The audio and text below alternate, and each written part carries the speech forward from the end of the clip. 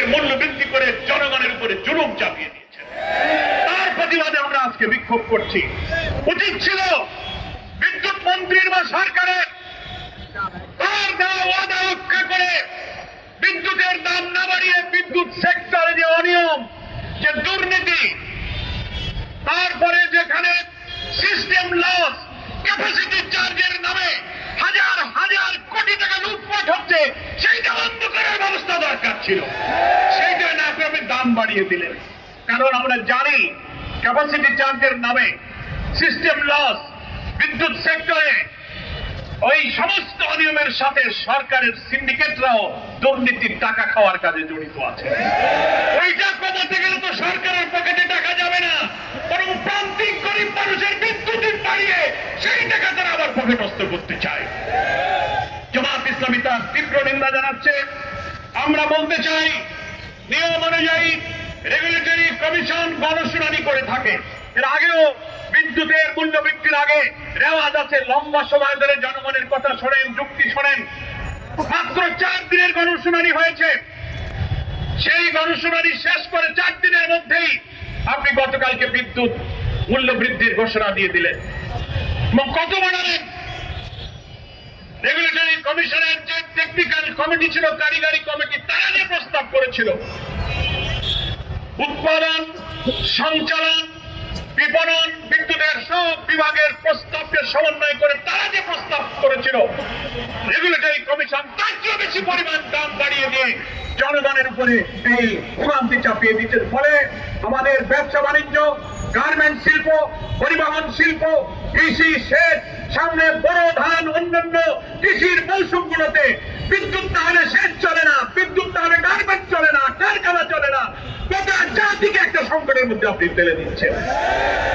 রাবিসার মতো শিশুর নিষ্পাপ খুন নিষ্ঠুর ভাবে হলো, চাঁদাবাজি হচ্ছে, লুটপাট হচ্ছে।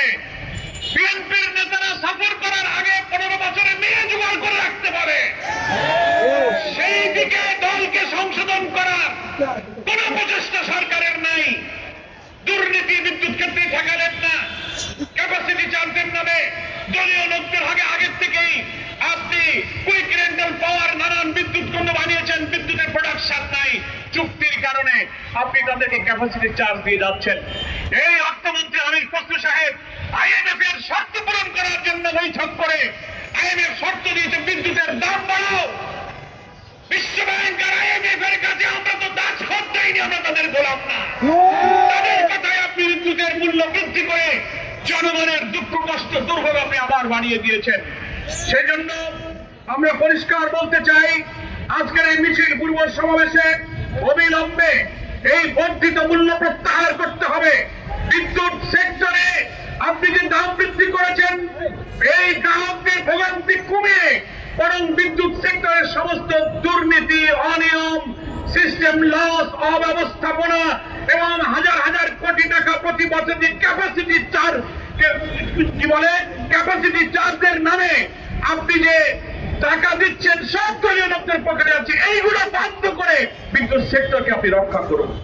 সারা দুনিয়াতে বিদ্যুৎ সেক্টরকে রক্ষা করার জন্য নবায়নযোগ্য জ্বালানি, রিনিউয়েবল এনার্জি যেটাকে বলা হয়, সারা বিশ্বের দেশগুলো সেই দেশে নবায়নযোগ্য জ্বালানি তৈরি করার, সৃষ্টি করার এবং বিপণনের জন্য, উৎপাদনের জন্য পদক্ষেপ নিচ্ছে।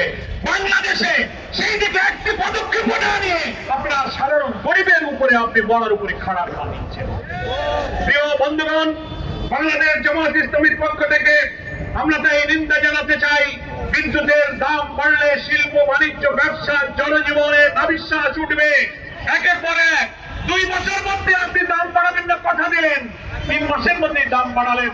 সামনের 5 বছরে জনগণের রক্ত চুষে আমরা হয়তো খেয়ে ফেলবেন। সে ব্যাপারে জনগণ কিন্তু আতঙ্কিত। অবিলম্বে সিদ্ধান্ত থেকে ফিরে আসুন। আসল কাজ করতে পারেন না। ব্যাংকের গ্রাহকরা যদি ব্যাংকরাপ্টের জন্য আন্দোলন করে সেখানে আপনি গুলি চালাতে পারেন, প্রত্যক্ষ করতে পারেন, ঋণ খেলাপিকে আপনি চেয়ারম্যান নিয়োগ দিতে পারেন, জনগণের দুর্ভোগ কমানোর কোনো পদক্ষেপ নিতে পারেন। আজকের এই বিক্ষোভ মিছিল পূর্ব সমাবেশ থেকে এই সমস্ত গণবিরোধী পদক্ষেপ বন্ধ করার জন্য আবেদন জানাই। 7 তারিখে সংসদ অধিবেশন বসবে, বাজেট পাস হবে। উচিত ছিল বিদ্যুতের প্রধানমন্ত্রীর কি প্রয়োজন? IMF এর সাথে চুক্তি করে আপনি কি শর্ত দিয়েছেন? অর্থমন্ত্রী পার্লামেন্টে জনগণের প্রতিনিধিত্বে এগুলো নিয়ে আলোচনা করা। আপনি পার্লামেন্টে না তুলে সংসদের আগেই আপনি গতকালকে বিদ্যুতের মূল্য বৃদ্ধির সিদ্ধান্ত দিলেন। এটা জাতীয় সংসদকে লুটপাট করে খেয়েছে। এখন আপনারা তাদের ঘরেও লুটপাট করতে চান, সেদিকে মনোযোগ, জনগণের দিকে আপনার কোনো মনোযোগ নেই। এই অপরিণামদর্শী যাত্রা থেকে থামুন এবং অবিলম্বে বিদ্যুতের বর্ধিত মূল্য প্রত্যাহার করুন, জনগণের জীবনে স্বস্তি দেন। তা না হলে কি পরিণতি হয় বাংলাদেশের মানুষের কাছে?